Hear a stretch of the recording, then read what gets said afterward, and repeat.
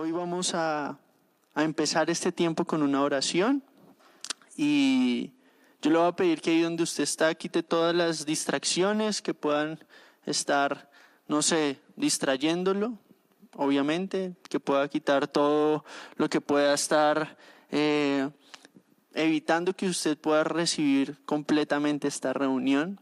Así que vamos a empezar entregándola en manos de Jesús. Yo le voy a pedir que ahí donde usted está cierre sus ojos y simplemente le pida al Espíritu Santo que hable a su corazón. Padre, hoy yo te doy gracias por este tiempo. Señor, cuánto te necesitamos, cuánto anhelamos tu presencia. Padre, cuán fiel eres tú y cuán importante es para nosotros escuchar tu voz. Sabemos que por eso el enemigo quiere oponerse a que podamos recibir tu palabra, pero gracias porque tú venciste la obra del maligno. Gracias porque tú eres nuestro refugio. Gracias porque esto nos recuerda orar y anhelar poder reunirnos físicamente pronto. Padre, yo hoy oro que tu palabra sea predicada fielmente, que tú uses mi vida para proclamar las verdades profundas, reales, prácticas de tu palabra a nuestra vida, que podamos contemplar a Jesús. Esa es nuestra oración hoy, ese es nuestro anhelo, que podamos contemplar a Jesús y que tú te muevas con poder en este tiempo. Yo te lo pido en el nombre de Cristo Jesús. Amén y amén. Bueno, de nuevo, gracias por conectarse, gracias por estar y acompañarnos, tanto los que son parte de la iglesia acá en la Ciudad de México como los que nos visitan virtualmente de otros lados. Bienvenidos. Y bueno, hoy quiero hablar de un tema que el Señor ha ministrado mucho a mi corazón en este tiempo, por la sencilla razón que hoy estamos cumpliendo 2 meses desde nuestra última reunión física. Hoy exactamente son 8 domingos desde la última vez que estuvimos juntos en este auditorio. Hoy son 2 meses de aprender. Hoy son 2 meses que han sido para todos nosotros un desafío, y han sido 2 meses de ver cuánto dependemos de Jesús. Por lo menos en mi caso, yo les cuento, he aprendido pues a cocinar. Se me quemaba el agua al principio, pero ya no se me quema el agua. No nos hemos indigestado aún en mi casa. Vicky está bien, ella ha comido sanamente dentro de la medida de las posibilidades, pero en medio de todo también ha sido un tiempo de mucha humillación. Y yo sé que ya todos los que han predicado, mis papás, los pastores, y todas las prédicas que usted va a ver en este tiempo probablemente estamos en un tiempo de crisis. Y la verdad, sí, estamos en un tiempo difícil, estamos en un tiempo nuevo, pero yo me acuerdo que la última vez que estuvimos aquí hablamos de lo importante que es entender lo que significa la dificultad, y hablamos que toda dificultad produce en los que creen en Jesús un mayor peso de gloria. ¿Qué significa un mayor peso de gloria? Básicamente poder ver a Jesús más claramente por quien Él es, poderlo disfrutar en medio de cualquier situación. Y quiero que leamos un texto juntos en la palabra. Está en Mateo capítulo 17. Y hoy vamos a hablar de seguros en su promesa, pero la pregunta que vamos a responder ya se las voy a dar. Vamos a leer el texto y luego pasamos a nuestro tema a partir de él. 6 días después, recuerde que estamos en Mateo 17, versículo 1. 6 días después de que Jesús anuncia su muerte, Jesús tomó a Pedro, a Jacobo y a Juan su hermano y los llevó aparte a un monte alto. y se transfiguró delante de ellos y resplandeció su rostro como el sol y sus vestidos se hicieron blancos como la luz. Y he aquí les apareció Moisés y Elías hablando con él. Entonces Pedro dijo a Jesús: Señor, bueno es para nosotros que estemos aquí. Si quieres, hagamos aquí 3 enramadas, una para ti, otra para Moisés y otra para Elías. Mientras él aún hablaba, una nube de luz los cubrió y he aquí una voz desde la nube que les decía: Este es mi Hijo amado, en quien tengo complacencia, a él oíd. Al oír esto, los discípulos se postraron sobre sus rostros y tuvieron gran temor. Entonces Jesús se acercó y los tocó y dijo: levántense, no teman. Amén. Esta escena de la vida de Jesús para mí es súper interesante porque no es tan fácil de entender, porque es algo asombroso que sucede. Y hoy lo que vamos a hacer es extraer de esta palabra cómo aplica lo que Jesús hizo con sus discípulos en el monte de la transfiguración. ¿Qué tiene que ver eso con su iglesia hoy? ¿Qué tiene que ver con la situación que estamos viviendo? ¿Qué tiene que ver con nuestro deber como creyentes en este tiempo? Y vamos a ver que tiene todo que ver y mucho para enseñarnos. Saben, en este tiempo he estado leyendo un librito. Bueno, lo acabé hace una semana. Es un libro corto que se llama La Gloria de Cristo, escrito por un hombre de hace 300 años llamado John Owen. Y es como un devocional. Y para mí ese devocional ha sido muy retador, muy asombroso. Y quiero leerles una frase que resume lo que hoy les quiero hablar respecto a este texto. Él dice así: los ríos se hacen más anchos y profundos cuando se acercan al mar. Así, la gracia debería fluir más plena y libremente en los creyentes cuando se acercan al cielo. Voy a explicar lo que significa. Cuando usted ve un río, usted ve que la boca del río se amplía cuando va a conectar con el mar y se hace más profundo. Asimismo, la gracia debería fluir más plena y libremente en los creyentes cuando se acercan al cielo, es decir, cuando contemplan a Jesús. Entre más mis ojos estén puestos en lo que deben estar, sobre todo en el tiempo de la dificultad, más libre y más pleno me puedo sentir en aquel que me amó. Y eso es lo que yo quiero que usted viva hoy ahí en su casa. Que esto que vamos a hablar hoy sirva para responder una pregunta que todos tenemos. ¿Por qué es plenitud y libertad poner nuestra mirada en Jesús? ¿Por qué es plenitud y libertad poner nuestra mirada en Él en medio de situaciones tan adversas como la que de pronto usted está viviendo hoy? Hemos escuchado muchas noticias durante este tiempo. Hemos visto muchos informes y hemos visto lo que el mundo tiene que decir. Pero no hay deber más importante para una persona que se diga creyente de Jesús que poner su mirada en Él. Entonces, eso es lo que vamos a hacer hoy. Vamos a poner nuestra mirada en Jesús. Este texto que acabamos de leer fue después de que Jesús dijo: de cierto les digo que hay algunos de los que están aquí que no gustarán la muerte hasta que hayan visto el Hijo del Hombre viniendo en su reino. Hay algunos de los que estaban reunidos con Jesús que no iban a morir sin antes ver cómo Jesús era realmente y va a ser realmente en su segunda venida.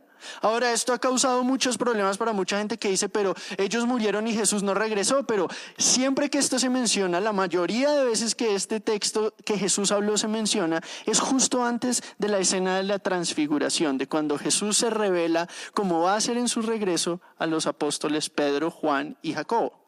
¿Eso por qué es importante?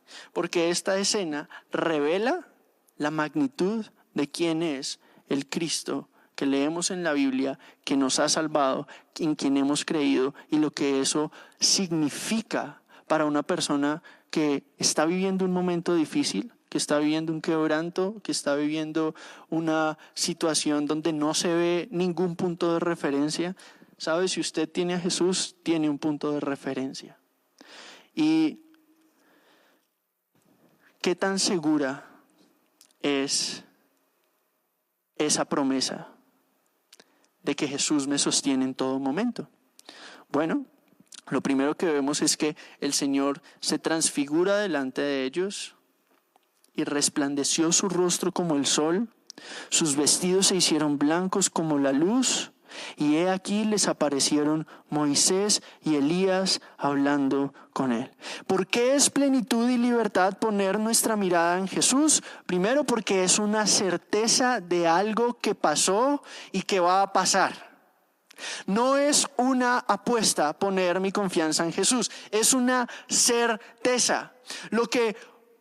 El texto que acabamos de leer nos dice es que Jesús básicamente lo que hizo es corrió el velo que escondía la totalidad de quién Él era, de su gloria, y se reveló a sus discípulos como tal y como Él es y como lo vamos a ver cuando Él regrese. Él les estaba diciendo, miren, yo voy a morir en la cruz.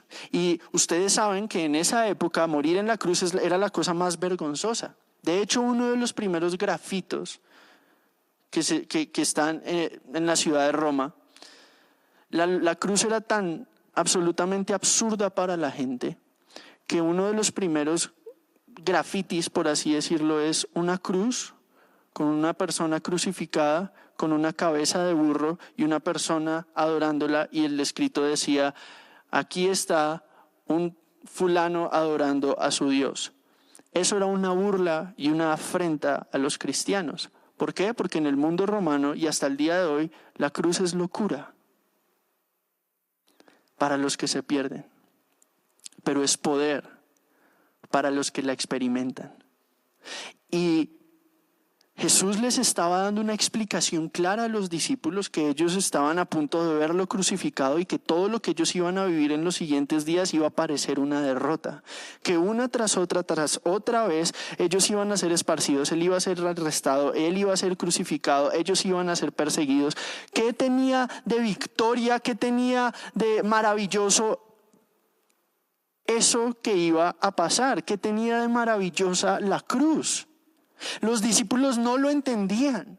Los discípulos no entendían por qué Jesús anunciaba y anunciaba su muerte y decía, es necesario que el Hijo del Hombre pase por muchas tribulaciones. Y ellos decían, ¿pero por qué? Si tú eres el libertador, ¿no? El libertador viene con una espada y derroca al imperio. Y Jesús les dijo, revelándoles su gloria, ese no es el camino de la salvación.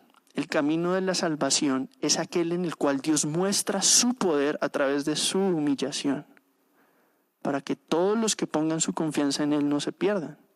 Entonces, cuando están acá, Jesús les está explicando qué es lo que Él va a lograr con la cruz, qué es lo que Él va a lograr a través de su sufrimiento, de su muerte y de su resurrección. Y lo que Él va a lograr es revelar quién es Dios a través de su vida a todo aquel que vea y que confíe en lo que Él hizo. Entonces, nuestra promesa es, Él mostró su gloria para que nosotros tuviéramos una seguridad firme de lo que va a pasar en el futuro. Por eso, como cristianos, siempre decimos, lo mejor está por venir, porque lo que nosotros hacemos cuando creemos en Jesús no es una apuesta, es una certeza. El otro día estaba leyendo un libro acerca de cómo la Biblia revela a Jesús, y en el libro explicaban, no es honra decir que voy a tomar una apuesta o que voy a confiar en alguien ciegamente cuando esa persona se ha revelado. Lo pongo en un ejemplo de pareja. Yo sé que mi esposa es fiel a mí, no porque contraté un investigador privado para perseguirla, sino porque la conozco y su carácter me demuestra que ella es fiel, que me ama. De la misma manera, cuando una persona confía en Jesús, no confía en Jesús como quien da un paso al vacío, sino como quien da un paso hacia la luz, porque lo conoce, porque fue encontrado por Él, porque ha visto su carácter. Entonces, su certeza en que Jesús tiene y sostiene su vida en medio de cualquier circunstancia no es un paso al vacío. Y yo quiero que lo veamos como el apóstol Pedro explica esta escena. Porque cuando el apóstol Pedro está a punto de partir, él le escribe a la iglesia en 2 de Pedro, capítulo 1, y les dice esto. En el versículo 14 les dice, sabiendo que en breve debo abandonar el cuerpo, como nuestro Señor Jesús me ha declarado. Imagínense, el Señor le dijo a Pedro que estaba a punto de partir de este mundo. ¿En qué se enfocó Pedro, sabiendo que eran los últimos días de su vida? Yo procuraré con diligencia que después de mi partida ustedes puedan en todo momento tener memoria de estas cosas. ¿De qué cosas? De lo que Cristo logró y de lo que eso significa para ellos día a día.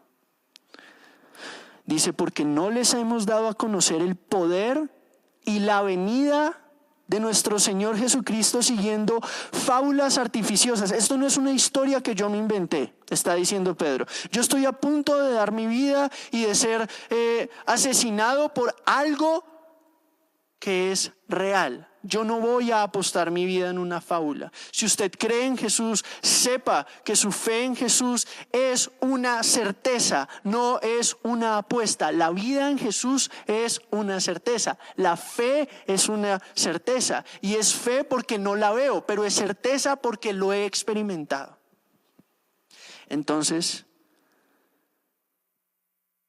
no nos mostró el apóstol Pedro a Jesús siguiendo fábulas artificiosas, sino como habiendo visto con sus propios ojos la majestad de Jesús.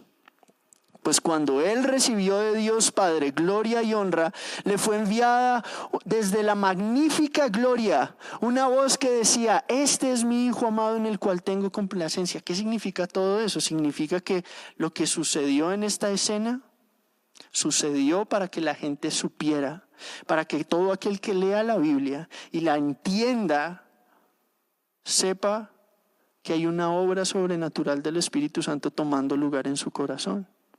Y yo sé que eso suena como lenguaje complicado de entender, pero lo que les estoy diciendo es, no hay una seguridad como la vida en Jesús. Porque nada en este mundo tiene el poder que tiene Jesús para salvar. Y nadie manifestó ese poder con tanto amor, muriendo, tomando mis pecados y matando mi condena.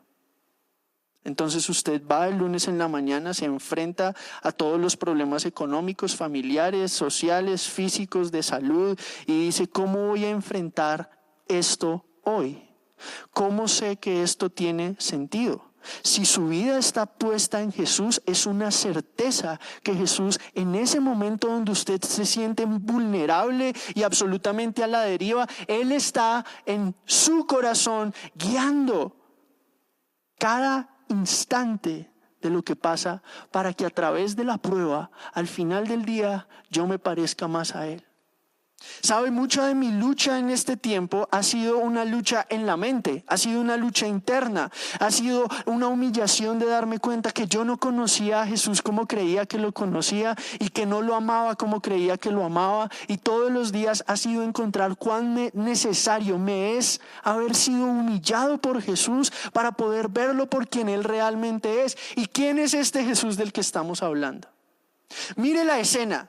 He aquí le aparecieron Moisés y Elías hablando con él. Versículo 3 de Mateo 17. ¿Qué significa eso? Moisés y Elías estaban hablando. Entonces vino Jesús y quitó el velo que escondía la plenitud de su gloria de sus 3 discípulos y se apareció no solo, sino con Moisés y Elías.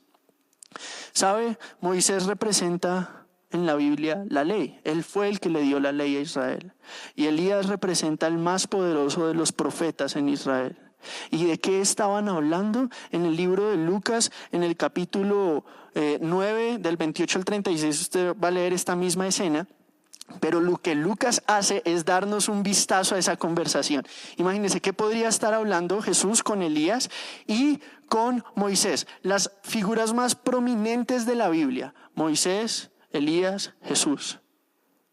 Y note que no estaba David, que era el rey. Pero lo que está pasando acá es que Jesús está tomando su lugar como rey. Elías y Moisés, la ley y los profetas, hablando del cumplimiento de todo lo que ellos hablaron.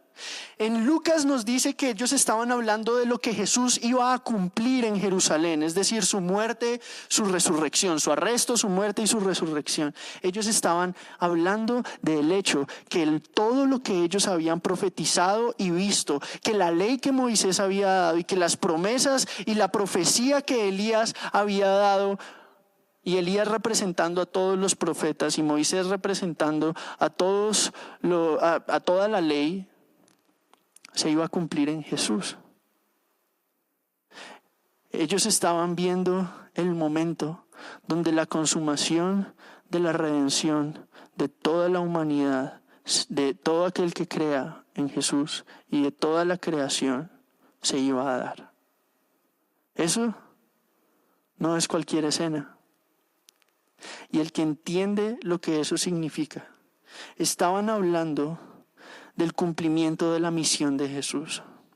Ellos estaban expectantes, imagínense, Moisés y Elías estaban expectantes de lo que iba a pasar, y aún así los fariseos que tenían la Biblia no tenían ni idea qué significaba la vida y la venida de Jesús a la tierra. Y así están muchos que se llaman cristianos hoy. No entienden el poder de lo que eso significa para nosotros. Pero cuando uno lee la palabra, estaba hablando del cumplimiento de lo que iba a lograr con su muerte. Y el griego original dice, estaban hablando de su éxodo. Estaban hablando de la liberación del mejor Moisés, del mayor profeta, del mayor rey, hacia su pueblo, que somos todos los que confiamos en Él. Él estaba a punto de lograr su liberación.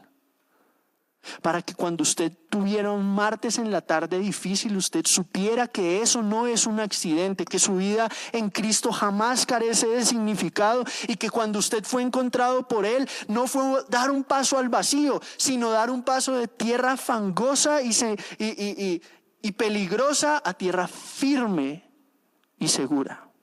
Eso es la fe. Entonces no actúe como si su vida estuviera en terreno incierto. Puede que la circunstancia sea incierta, pero si el terreno en el que está fundamentada mi vida es segura, entonces eso es más que suficiente. Ahora,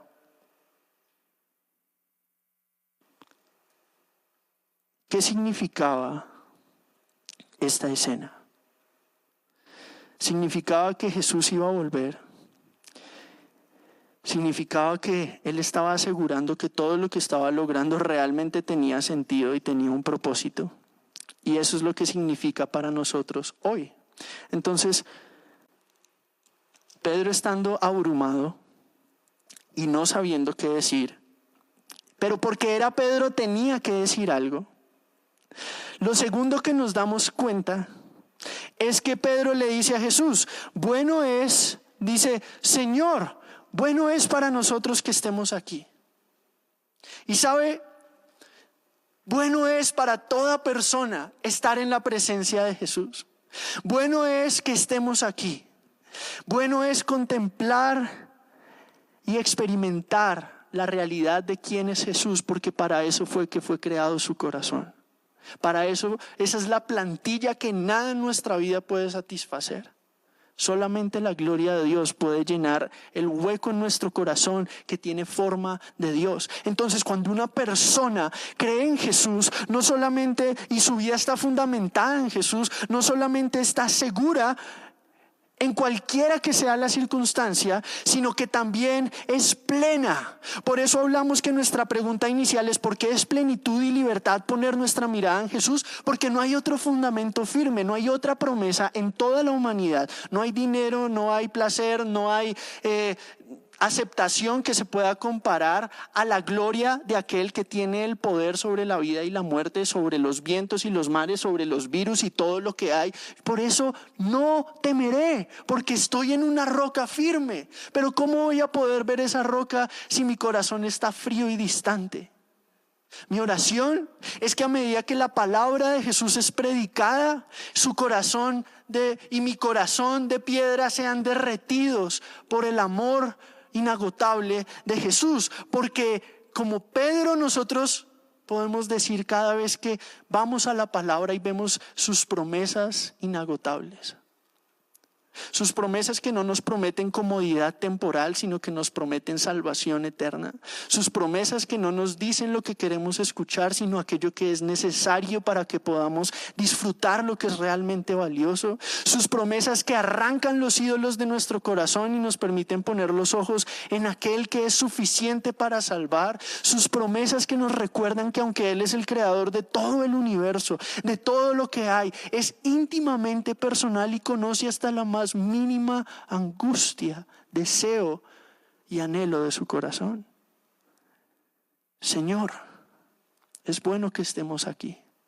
Es bueno apagar el noticiero y abrir la Biblia.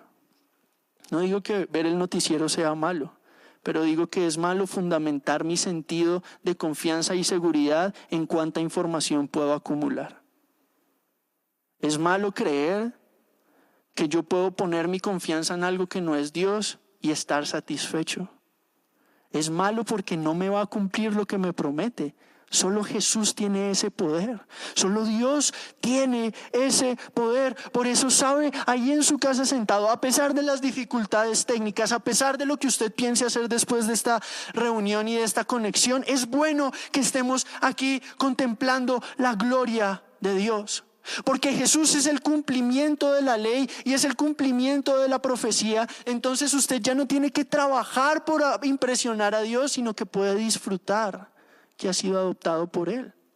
Y eso es lo que vemos acá. Pedro primero le dice: Señor, es bueno que estemos aquí. Entonces, como él ha recibido un regalo, lo siguiente que quiere hacer es devolverle el favor a Jesús y decir: vamos a construir 3, acá dice enramadas, pero la traducción, bueno, muchas versiones lo traducen como tabernáculos.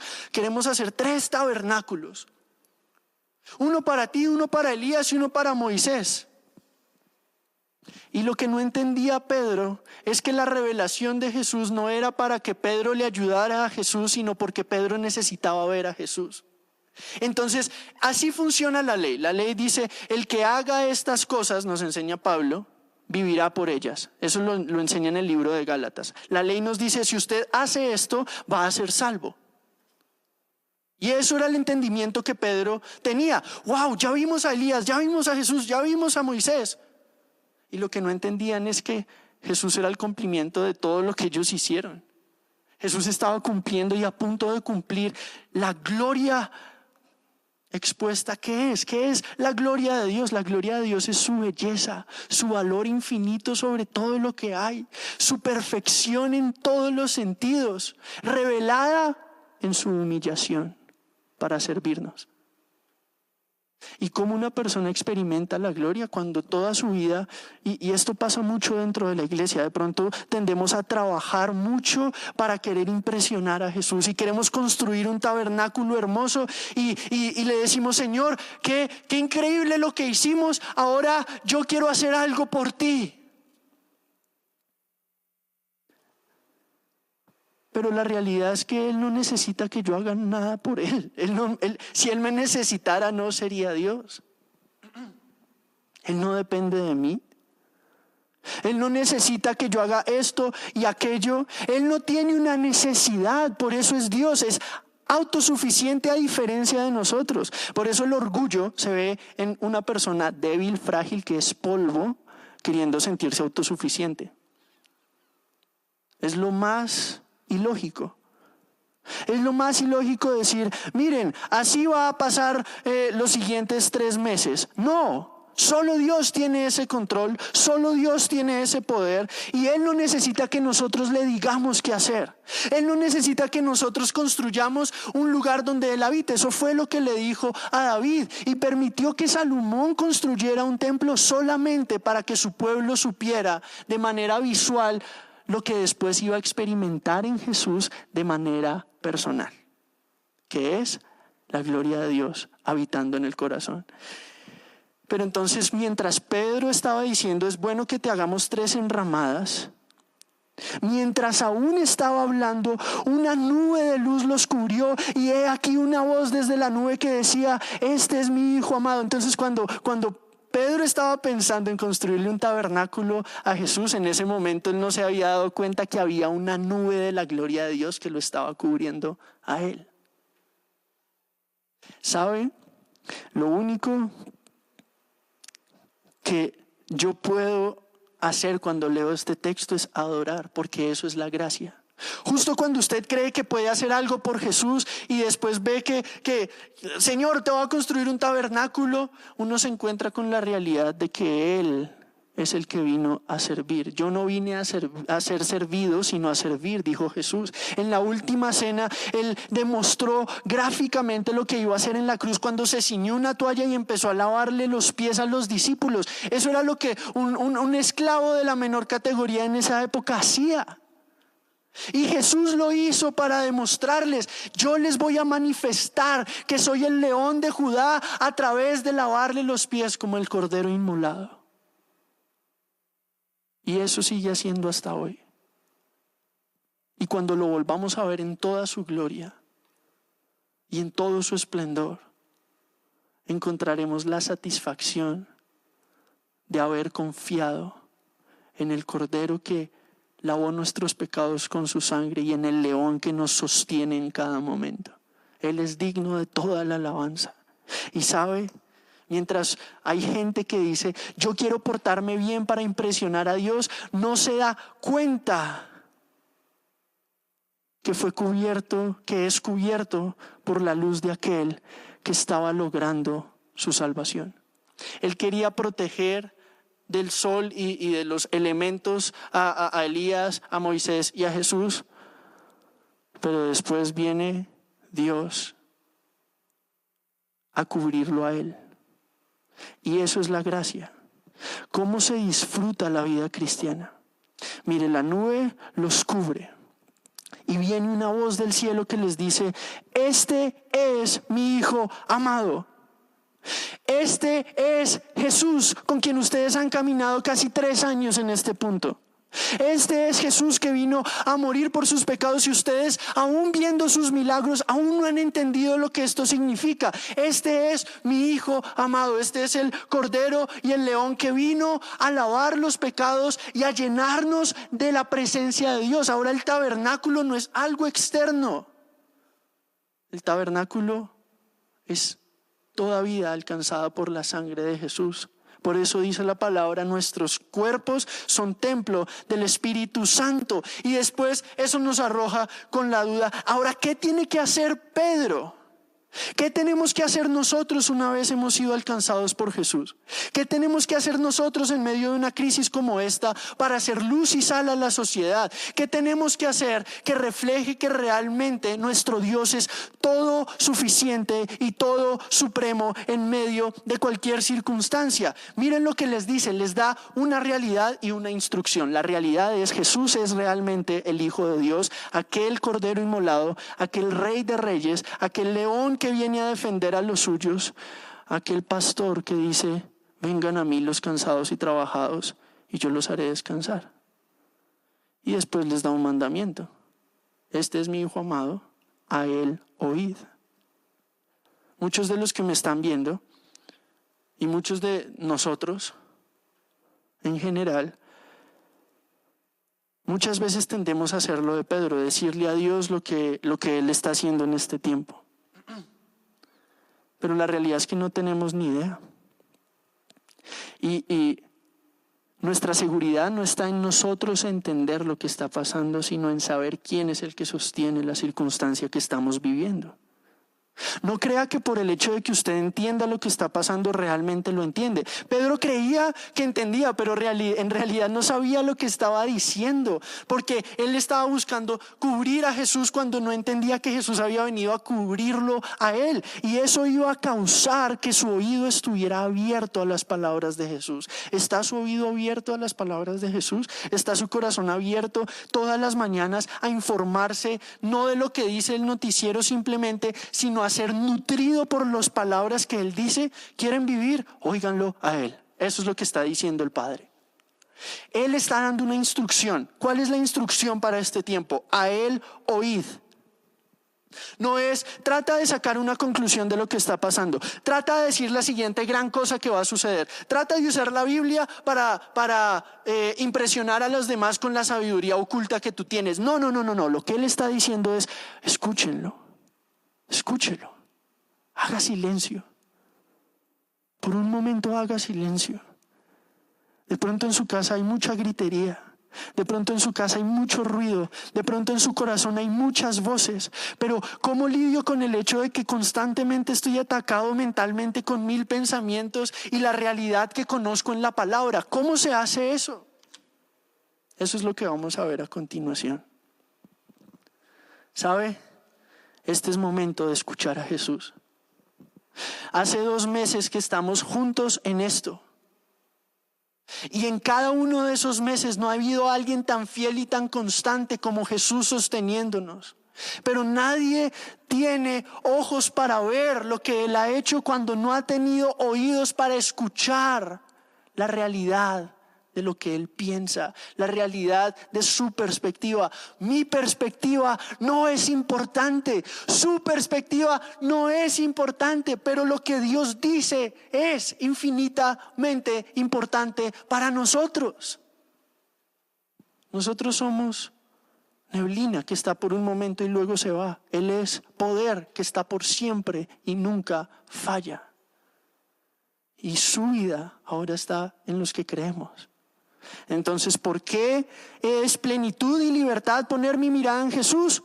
Porque fui alcanzado por gracia, por un regalo que causa que yo lo pueda escuchar. Y al escucharlo es inevitable poner toda mi vida delante de Él. Y voy a terminar con esto porque no sé cuánto tiempo ya me he gastado. Pero lo tercero que vemos, ¿por qué es plenitud y libertad poner nuestra mirada en Jesús? Porque es una seguridad impresionante, presente y constante. ¿Qué quiere decir eso? Bueno, cuando la gloria de Dios los cubrió, las palabras se acabaron y ellos escucharon: Jesús es realmente el Salvador. Él es nuestro Rey. Él es nuestro libertador. Él es nuestro mayor profeta, nuestro mayor libertador, nuestro mayor rey. Él es realmente quien... Lo que usted lee que dice acá acerca de Jesús es la realidad más impresionante. Es la seguridad más segura, valga la redundancia. Y mire lo que causa en todos aquellos que tienen esa experiencia. ¿Qué causa un encuentro con Jesús? Con su persona que nos revela quién es Dios. Versículo 6: al oír esto, los discípulos se postraron sobre sus rostros y tuvieron gran temor. ¿Cómo se ve una persona que a diario escucha la voz de Dios y que busca un encuentro continuo y mayor y mayor y mayor con esa gloria perfecta de Dios que es Jesús? ¿Cómo se ve un encuentro personal a diario con Jesús? Primero, el temor. Los temores de mi vida se reenfocan. Miren esto, ustedes van a leer los evangelios y espero que los lean constantemente. Ahí los discípulos constantemente luchan con miedos. Miedo a la tormenta, miedo a la incertidumbre, miedo al hambre, miedo a todo. Y Jesús constantemente les dice: ¿por qué tienen tan poquito? Y eso es un llamado verdadero. Es o la plenitud de la belleza de disfrutar la gloria de Dios, para lo cual mi corazón fue creado para siempre y siempre, o la condenación eterna en los vicios de los cuales soy esclavo. La elección parece obvia, pero cuando el corazón está endurecido, es como si yo estuviera hablando en japonés. Pero, ¿qué pasa cuando una persona oye realmente? Lo que pasa es fe. Y fe verdadera. Y lo que usted y yo necesitamos no es una fe sentimentalista, sino es una fe radical. Lo que usted y yo necesitamos no es otro mensaje inspiracional, sino la palabra viva de Dios morando en nuestro corazón. Lo que usted necesita es dejar de escucharse a usted mismo y predicarle a su corazón la verdad de lo que Jesús dice. Eso es lo que usted y yo necesitamos. Lo que necesitamos es una visión real de la gloria de Jesús a través de su palabra en nuestro corazón. No con los ojos físicos que son débiles, sino con los ojos del corazón, donde la acción y lo que define mi vida pasa. En la rama del corazón y de los afectos es que las cosas más radicales en el corazón humano y en la vida humana suceden. Y con los ojos del corazón es que contemplamos esta gloria, y eso solo nos lleva a postrarnos y a decir: ay de mí, como dijo Isaías, que soy muerto porque mis ojos han visto al Rey de gloria. Ay de mí, que soy hombre de labios inmundos en medio de pueblo de labios inmundos, y mis ojos han visto al Rey de gloria. En otras palabras, el arrepentimiento es la causa natural de una visión real con el corazón y con toda el alma de cuán hermoso es Jesús, cuán real es Jesús. Lo que yo le estoy hablando no tiene autoridad porque yo lo hable, sino porque viene de la Biblia. Y tiene autoridad sobre su vida porque el Creador del mundo le plació que por la locura de la predicación nuestro corazón fuera despertado a Él. Entonces, en esa autoridad de la palabra de Dios es que yo le digo a usted: despiértese. Usted no es la víctima. Por más horrible que le esté yendo, Jesús no lo ha soltado un instante. Pero no significa que yo tenga una explicación para darle. Significa que hay un consuelo tanto para usted como para mí, que es constante, que es presente y que es impresionante. Y cuando uno ve, por más difícil que sea la situación, mire a Job. Toda su dificultad fue una preparación para algo mejor de todo lo que él perdió.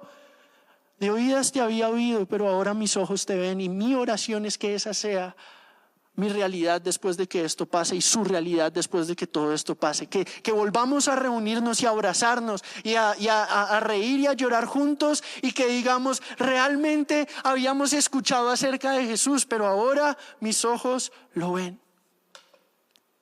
Ahora mis ojos lo pueden ver. Eso puede pasar hoy. Eso está pasando hoy en el corazón de todo aquel que está escuchando realmente. Que usted lo pueda contemplar y ese asombro lo lleve a temerle. Recuerde, los discípulos se preguntaban: ¿quién es este que aún el viento y el mar le obedecen? ¿Por qué se preguntaban eso? ¿Quién es este que aún los virus, el viento y el mar le obedecen? ¿Quién es este que está por encima de todo? Si usted eso no le causa terror y temblor, nada en el mundo le va a causar, porque nada en el mundo lo va a despertar a esa realidad, más bien, porque no hay nada más temible que el Dios que creó y que está por encima de todo el universo. El Dios que creó las galaxias que aún no conocemos por el simple hecho de la sobreabundancia de su gloria. El Dios que creó todo perfecto. Y que cuando el pecado entró, su creación fue por mal camino. Pero aún lo malo, Él lo usa para bien de los que confían en Él. Ay de mí, que soy muerto, y mis ojos han visto al Rey de gloria. Pero ¿qué pasó? Cuando una persona tiene la experiencia del arrepentimiento, de ver la realidad de cuán sucio es su corazón, al ver cuán limpio es Dios, ellos tuvieron mucho temor. Y cuando una persona está en esa situación, también experimenta el gozo más inefable. Entonces Jesús se acercó, los tocó y dijo: levántense, no teman.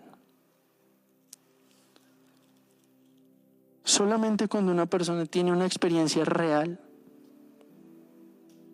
de la gloria de Dios, dos cosas pasan: se llena de terror por Dios. Él realmente es más grande que yo. Él es real. Ay de mí. Y en ese momento Jesús se acerca, toca a sus discípulos y los levanta. Ese es el Evangelio. Dios se acercó. Cristo se acercó. Tocó mi vida, tomó mi lugar, tomó mi maldad, la crucificó y me levantó, me dio vida. Eso es lo que Él está haciendo a diario. Eso es lo que Él hace de lunes a viernes. Esta escena lo tiene que usted sentir seguro de que el Dios en el que ha creído tiene contados los cabellos de su cabeza. Hoy. Pero ¿cómo me dice eso si estoy en medio de una duda, de una deuda, de una crisis familiar, de un divorcio? Jesús es experto en revelarse y ser cercano a los quebrantados de corazón. Y lo que usted tiene que cultivar esta semana, y es urgente, son dos cosas.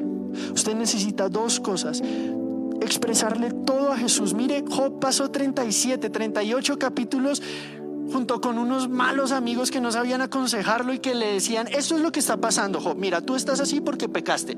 Y Job les dice: no es tan simple. Y Job estaba en lo correcto, no es tan simple.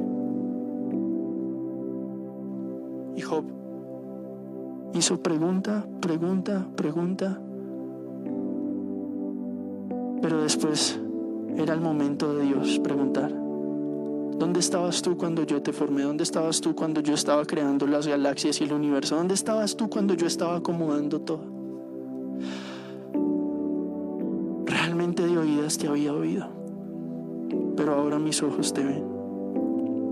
El consuelo más dulce, más real, es el consuelo del Dios Todopoderoso para el peregrino en dificultad, cuando le dice: levántate, no temas, levántate, no temas.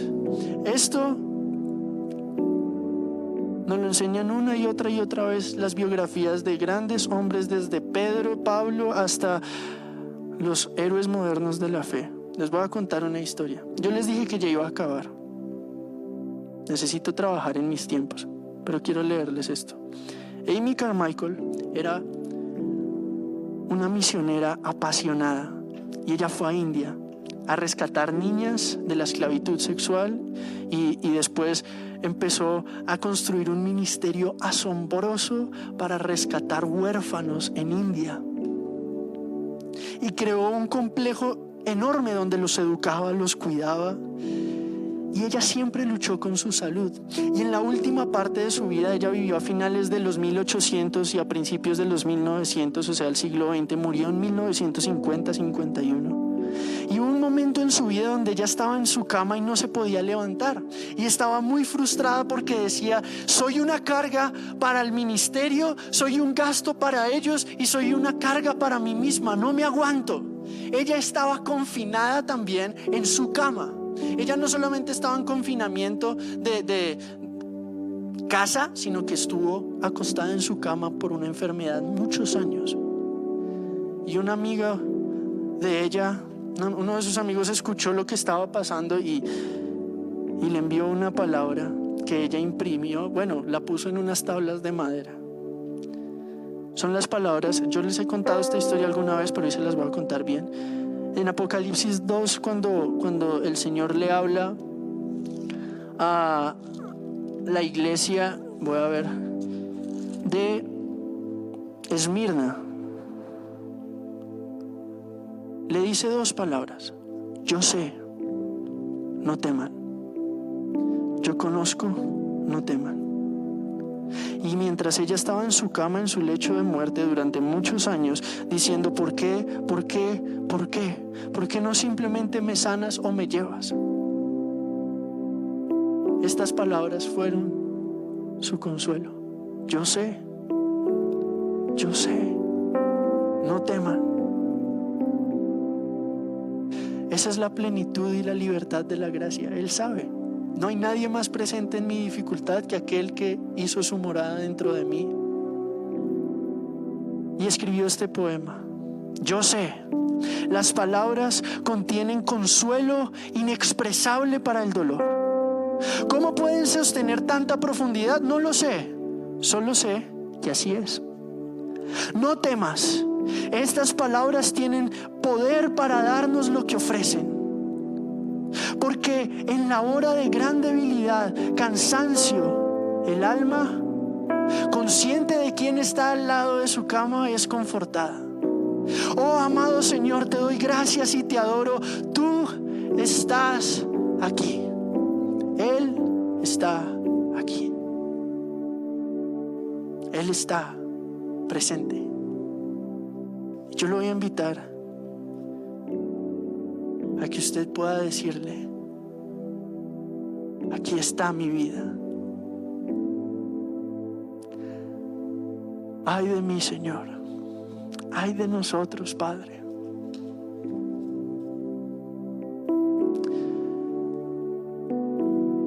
Hoy lo voy a invitar que cierre sus ojos, que no permita ninguna distracción. Y adore con sus palabras al Señor. Padre, ay de mí, que creo que puedo sostenerme, que soy débil. Ay de mí, perdóname. Ay de mí que me he quejado, ay de mí que he murmurado. No sé cuál haya sido el vicio que el enemigo haya querido sembrar en su corazón y el vicio que usted ha estado cultivando en este tiempo. Pero mire al Rey de Gloria, el que tiene todo el dominio sobre todas las potestades, huestes físicas y espirituales, que es Rey sobre todo Rey, que es Señor sobre todo poderoso de la tierra. Y humíllese delante de Él con todo su corazón y dígale: Padre, perdóname porque he pecado.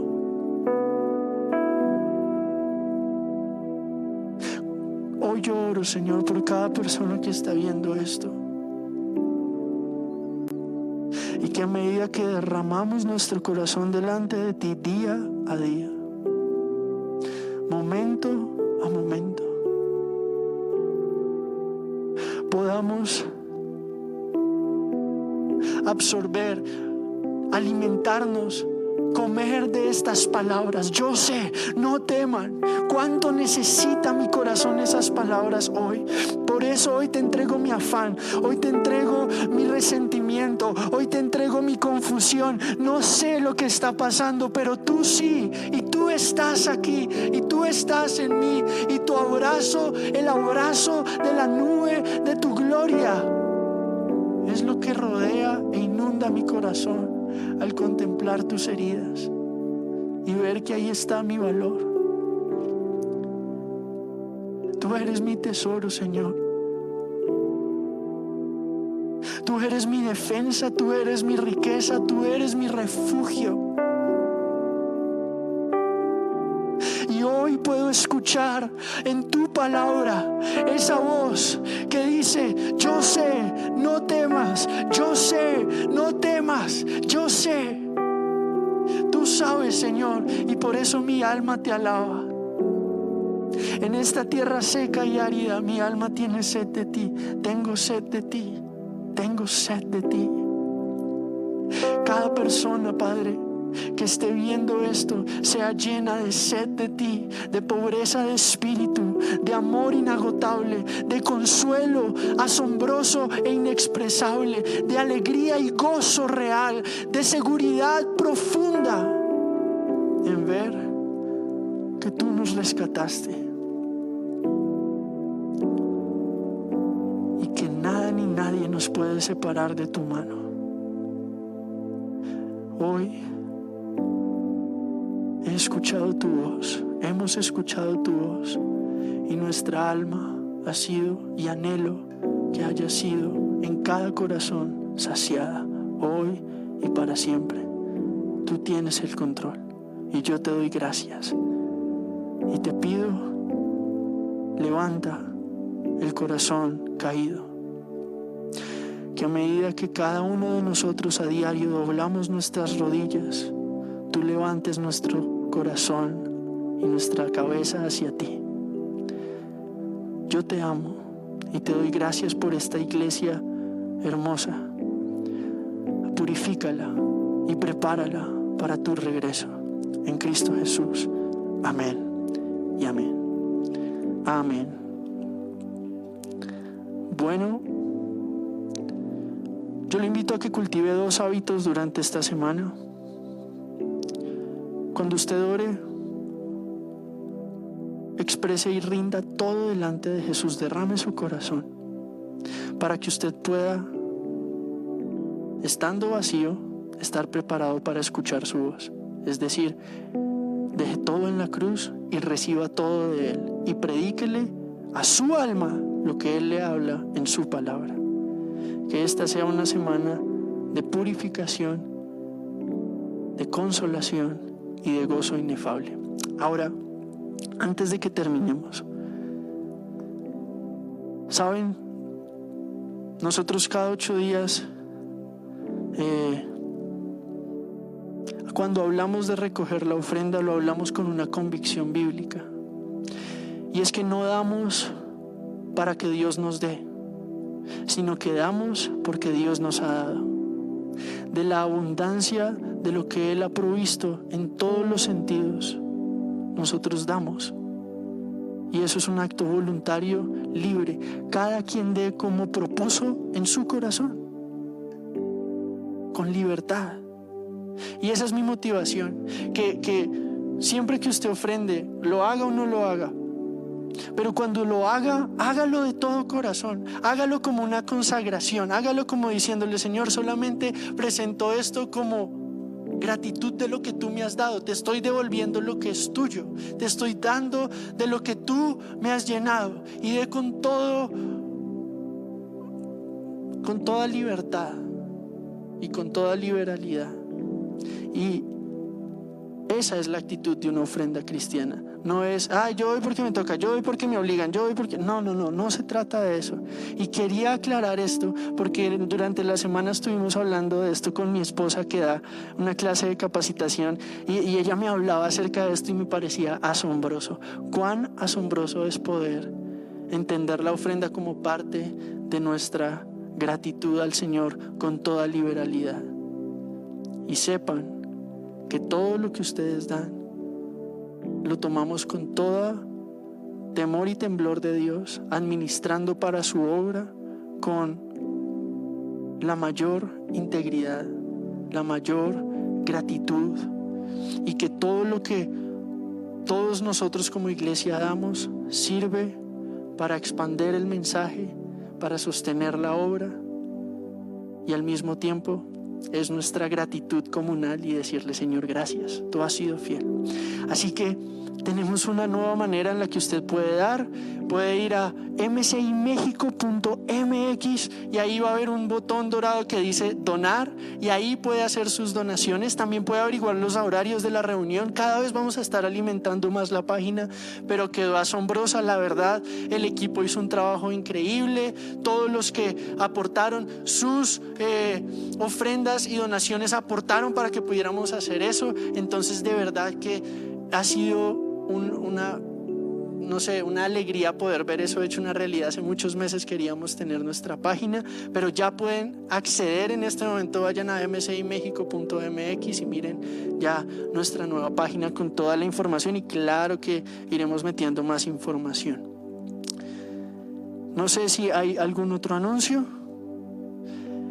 Si no es más, antes de que se desconecte, si esta es la primera vez que usted se conecta a una reunión, si esta es la primera vez que usted escucha el mensaje de Jesús, por favor, déjenos saber.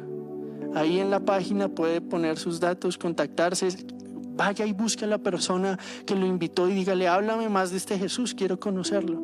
Pero no quiero que nos vayamos sin antes hacer una oración juntos. Hoy me gustaría orar con todos estos amigos y amigas que nos visitan por primera vez virtualmente, esperando que nos puedan visitar físicamente pronto. Pero me gustaría que oráramos juntos y le dijéramos al Señor: toma el control de mi vida. Así que yo le voy a invitar a que ahí donde usted está, cierre sus ojos y repita después de mí esta oración: Señor Jesús, hoy yo te entrego la totalidad de mi vida. Yo reconozco mi necesidad. Yo reconozco que fuera de ti no hay seguridad real. Yo te necesito. Y hoy te recibo y te reconozco y me rindo a ti, porque tú eres mi Salvador. Hoy te pido que mi nombre sea escrito en el libro de la vida. Hoy te pido que mis pecados sean perdonados. Hoy te pido que el consuelo que escuché hoy llene mi corazón, porque lo necesito. Padre, hoy te pido, lávame con esa sangre preciosa de Jesús y lléname de tu presencia, de tu Espíritu Santo, con la seguridad de que estoy seguro en tus brazos, de que estoy protegido en tu presencia para toda la eternidad. Gracias, Padre, en Cristo Jesús. Amén y amén. Si es la primera vez que usted hizo esa oración, yo le invito a que busque más, empiece a leer la palabra, empiece por el libro de Juan y mire la historia de lo que Jesús logró por nosotros para siempre. Una reconciliación eterna. Los amamos. Yo los extraño mucho. Yo ya quiero no hablarle más a la cámara, sino a todos acá en vivo, pero sé que los tiempos de Dios son perfectos y mientras Él nos permita conectarnos de cualquier manera, amén, hay que aprovecharla. Por favor, tenga paciencia con todo lo que pasa. Estamos constantemente trabajando y mejorando y hay cosas que totalmente se salen de nuestro control, pero no del control de Jesús. Yo espero que usted haya recibido, que practique el mensaje durante la semana y que Dios lo guarde en cada momento, en su presencia. Los bendecimos y nos vemos dentro de 8 días a las 11 de la mañana. Bendiciones.